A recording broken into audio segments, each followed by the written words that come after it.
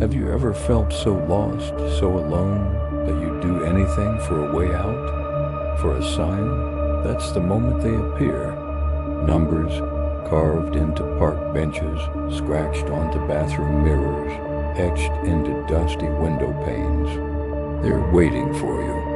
People whisper that these numbers know you before you even speak.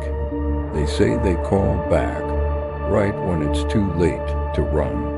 This is the story of Tomas, a man who found one of these numbers and was foolish enough to answer.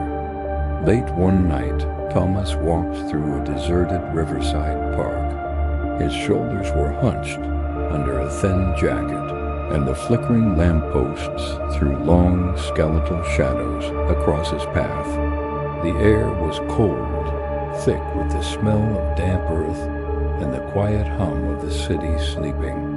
He was just trying to clear his head, to walk off the gnawing emptiness that had become his constant companion. Then, on a weathered wooden bench, something caught his eye.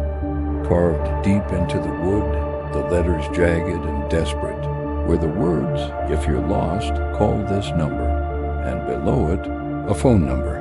+1 773 555 0199. Tomas stared at it. It felt like a prank, maybe something some bored kids had done. He should have just walked away, dismissed it, and continued his lonely walk. But something held him there. A pull. A dark curiosity fueled by the profound loneliness that had settled in his bones. He hesitated for a moment, then sat down on the cold wood. He pulled out his phone, his thumb hovering over the keypad. With a sigh that turned to mist in the chilly air, he dialed. The phone rang once, twice, and then a voice answered. It was a voice that seemed to crawl out of the static, ancient and calm. "Tomas, why did it take you so long?" A cold shock ran down Tomas's spine. He hadn't said a word. He hadn't introduced himself. He was a complete stranger, yet this voice knew his name. He froze, his knuckles white as he gripped his phone. The voice continued, its tone unervingly patient, as if it had all the time in the world. It began whispering things into his ear, secrets he had buried deep inside himself for years. It spoke of his regrets, the mistakes that haunted his waking hours and stalked his dreams, the moments he replayed in his mind, wishing he could undo them all. Then the voice offered the one thing he craved more than anything. "You want a second chance, don't you?" Tomas's hand began to shake. He tried to force a laugh, a weak, pathetic sound that barely escaped his throat. "This isn't real. It's some kind of sick joke." The voice on the other end didn't laugh. It was utterly serious. "I can make her come back. Emily, but every gift has a price." Emily. The name hit Tomas like a physical blow, stealing the air from his lungs. The girl he had loved with every fiber of his being. The girl who had died alone in a fire at her art studio 2 years ago. The wound of her loss, always just beneath the surface, ripped open anew. Panic surged through him. He mashed the end call button on his phone, his heart hammering against his ribs. He stood up, ready to run. But seconds later, his phone buzzed, lighting up the darkness. It was the same number. The call wasn't over. He answered, his voice a hoarse whisper. "What do you want?" The voice was colder now. "The debt must be paid, Tomas," and hang up. Tomas didn't sleep that night. Every time he closed his eyes, he saw Emily. He saw her smile, the way she would get a smudge of paint on her nose, her infectious laugh that could light up any room. He remembered their last conversation, a stupid argument over text. He remembered her last words to him, words he had never replied to. The guilt was a physical weight, crushing him.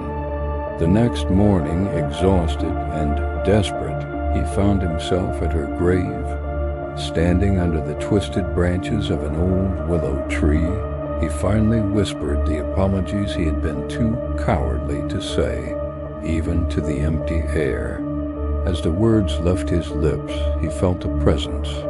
He looked up to see an old woman standing nearby, watching him. She was thin and pale, her eyes dark and knowing. She spoke, her voice like rustling leaves. "He called you, didn't he?" Tomas could only nod, his throat tight. "The ferryman," she said, her gaze fixed on the headstone. "He only answers those who are drowning in regret. Don't call him again." Some doors should never be opened. Before Tomas could ask who she was or how she knew, she seemed to melt back into the morning mist, vanishing as quickly as she had appeared. But her warning was like a seed planted in his mind, and all it did was grow into a desperate hope. That night was an eternity. The clock ticked with agonizing slowness. By midnight, Tomas couldn't fight it anymore. The old woman's words echoed in his head, but the ferryman's promise screamed louder. He grabbed his phone and dialed the number one more time. The voice answered instantly, a low chuckle rumbling through the speaker. "I knew you'd come back." This time the ferryman's voice was deeper, heavier, filled with an ancient authority that left no room for argument. "At 3 a.m., go to the place where she died. Bring what she loved most. Only then will the river of time open for her." Tomas felt his chest tighten, a mix of terror and exhilarating hope. He knew exactly what he had to bring. From a small box hidden in the back of his closet, he retrieved the one item he had salvaged from the fire, Emily's last paintbrush, its bristles still stained with flecks of crimson paint.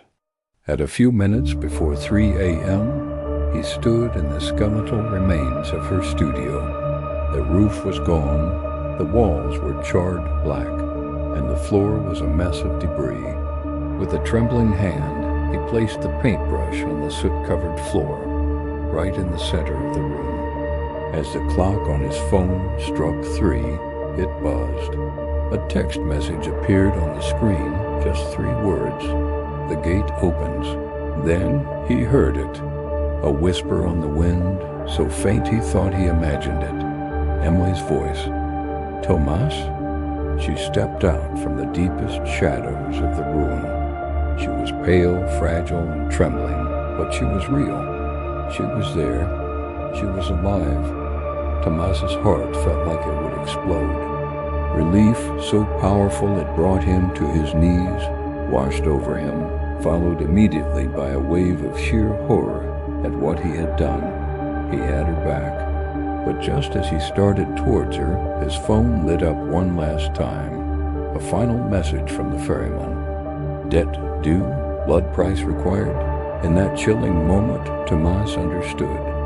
The ferryman wasn't just a voice on the phone. His claim had begun. This was not the end of his payment. This was only the start. So if you ever find yourself walking alone at night, lost in your own regrets, and you see a number carved where it shouldn't be, do not call, walk away, run, because some debts can't be paid with money. Some debts are paid with something far more precious, and some numbers, they always call back. Thanks for watching. If you enjoy stories that explore the darkness that waits just on the other side of a phone call, make sure to hit that like button and subscribe for more. Stay safe out there, and whatever you do, don't answer unknown numbers. Part 2 will be up soon. Don't miss. Goodbye.